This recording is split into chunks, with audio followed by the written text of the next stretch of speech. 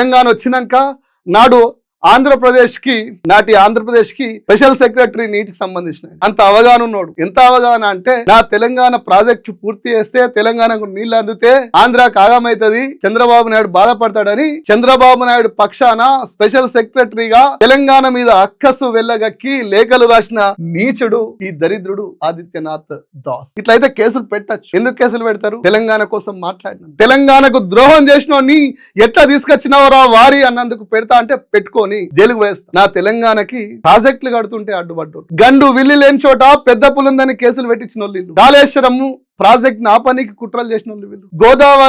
గోదావరి నీళ్లు రాకుండా ఎందుకు వీళ్ళను ఉపేక్షించాలి? కృష్ణా గోదావరి వాటాలల్లా విద్రోహంగా, దుర్మార్గంగా, తప్పుడు లెక్కలతోటి సిడబ్ల్యూసికి అప్పుడు నివేదికలు ఇచ్చి చివాట్లు పడ్డ ఈ దరిద్రుని కామెంట్ చేస్తే కేసులు పెట్టని వాళ్ళ గురువు చంద్రబాబు నాయుడు భయపడేది. మిత్రులారా, 99 నుంచి జలయజ్ఞానికి ఇన్ఛార్జిగా ఉండి నాటి ఆంధ్రప్రదేశ్ కు స్పెషల్ సెక్రటరీగా ఉండి ఇలా తెలంగాణ మీద కుట్రలు అన్నినటువంటి ఈయనను తీసుకొచ్చి తెలంగాణకు సలహాదారుడిగా ఎట్లా పెడతారు? కేసీఆర్ ఓడిపోగానే చంద్రబాబు నాయుడు ఆదేశాల మేరకు మార్చిలో ఘోష్ కమిషన్ అని ఓ ఘోష్ల కమిషన్ వేసారు.